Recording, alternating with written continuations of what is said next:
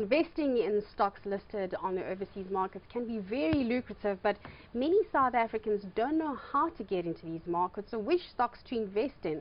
To give us insight into how to make money outside of South African borders, I'm joined by Clayton Stewart. He's an international investment specialist at Callio Capital. Thanks so much.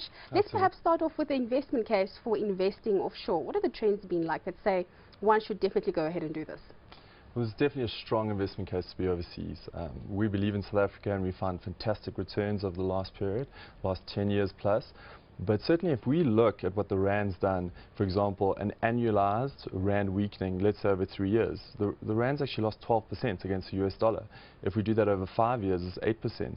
So that really means from a perspective of the value of your money being current and real from a USD perspective, you need to actually be exposed overseas. You actually have to be beating 12% in the last 3 years just to have the current US dollar value of your money. So before I decide, okay, I'm taking this leap of faith and I'm going to invest it overseas, what are some of the considerations that I need to take into account? You mentioned the Rand, and I'm thinking, okay, currency swings are one thing that I have to worry about. Well, it's actually been a fascinating year because the JSE, what is touching 10% around there. If we look down the list, whether it's developed markets, emerging markets, at the end of the day, we haven't found lots of double-digit return opportunities. Maybe in places like India, you've seen 35% opportunities.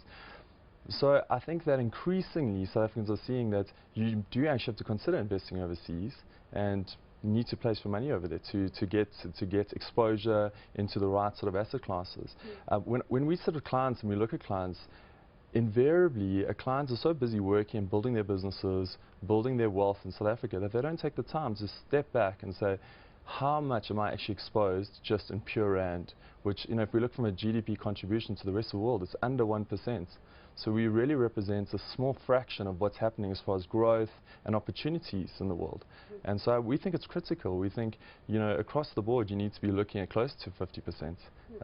Yeah, we certainly encourage our clients to do it. So I'm thinking, okay, I want to do it now. How do I get in? I always hear about these fresh record highs on the US markets. How does one even get exposure to those markets? What's the most practical thing for me to do? Well, that's a great question. The US markets have had a hell of a run in the last few years. When we manage money, we're looking for opportunities across all different asset classes, across different jurisdictions. So for us, it's looking at funds that, and other, we have many opportunities for that, but specifically, for example, our offshore funds, they focus on managing risk according to what your specific situation is, but then looking across different asset classes, different jurisdictions to find that growth.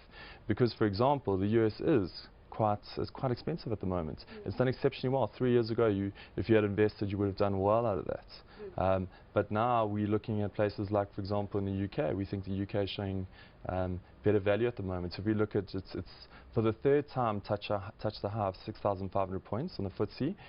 But at the same time, it's the P sitting at 17. But tell us about the UK markets. We've just had, every day we do these video walls that look at the market performances, and we look at Europe, and you know, there's doom and gloom around it. What's the investment case for that? You know, if somebody looks at Europe and they hear about all these problems, why would you be rushing to put your money in there? Well, I think it's two things. Is that certainly, I think, in our view, UK is not Europe. So there is a separation. It's also a valuation story. So, for example, in Europe, yes, there's very serious concerns around sort of growth. You know, it's amazing that we live in an age where we almost celebrate some inflation. You know, in certain jurisdictions, for example, like Europe. We've seen some positive information come out of Europe today. The PMI in Germany was down, it was just under expectations, so there's a little bit of negativity. But from a valuation perspective, we think the UK still has some room to go. If you compare it to the US, the US has grown past certain.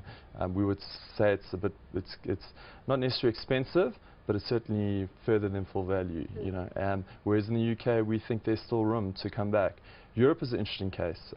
If you're in the emerging Europe areas, you've done actually exceptionally bad. I think it was, you know, the indexes year to date, you're down like 30% even in the more peripheral European nations. So we've got the asset allocation board on the screen there. Yeah. What I always ask is, how do you know how to balance what needs to be in your basket? What amount do you need to allocate to equities and currencies and bonds? You know, is that on a, do you look at it at an individual? So it will depend.